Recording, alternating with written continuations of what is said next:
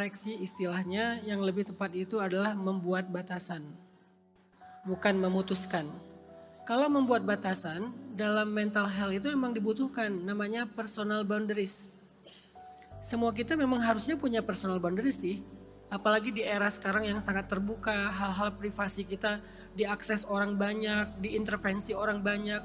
Kalau kita nggak punya personal boundaries yang jelas, kita tuh akan gampang ke distract dengan pendapat orang, keinginan orang, tuntutan orang. Jadilah kita hidup untuk orang lain.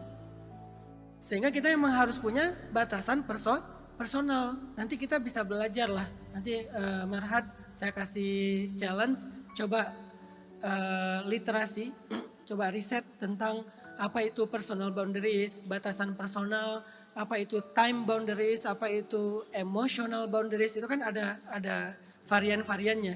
Apa yang dilakukan Marhat itu sebetulnya masuk dalam kategori time boundaries, batasan waktu. Jadi Marhat enggak memutuskan tante, hanya memberikan jarak waktu.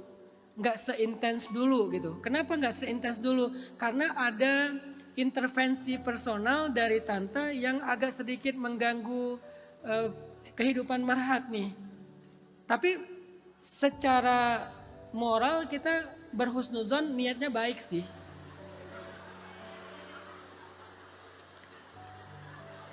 Gampang ke distract nih. Secara moral, tante itu niatnya baik. Cuman mungkin karena terlalu baik, terlalu semangat, namanya juga orang tua ke anak ya. Kalau terlalu semangat kadang-kadang jadi terkesan maksa gitu. Sehingga anaknya malah jadi tertekan.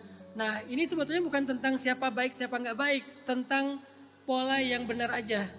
Kalau Marhat ngerasa itu udah mulai agak mengganggu hal-hal yang personal, hal-hal yang privasi. Dan membuat beberapa prioritas Marhat itu terusik. Baru kemarin kejadian ada anak dihamili oleh ayahnya sendiri. Bahkan ada anak kecil, bukan dihamili karena masih kecil ya. Anak kecil dirusak oleh ayahnya, pamannya, kakeknya. Bergiliran. Kenapa? Mereka tinggal satu rumah, anak ini anak yatim lagi perempuan. Ibunya udah meninggal, dia tinggal bersama ayahnya, kakeknya, pamannya. Tinggal satu rumah. Dari kecil sering dimandiin sama kakek dan pamannya. Jadi nggak ada time boundaries nih. Yang mandiinnya laki-laki dan laki-lakinya sakit lagi.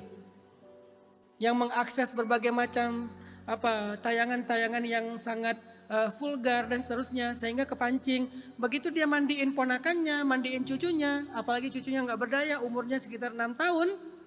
Dikerjain secara bergiliran. Sampai kemudian dia sakit, diperiksa ke dokter, dokter memperhatikan bagian intimnya, ternyata berdarah, ada infeksi, dicurigai, dilapor ke polisi, benar ternyata korban sex abusement di rumahnya oleh kakek dan pamannya sendiri. Kenapa? Tidak ada yang namanya time boundaries. Padahal time boundaries itu syariat Islam, bukan cuma teori psikologi di mental health.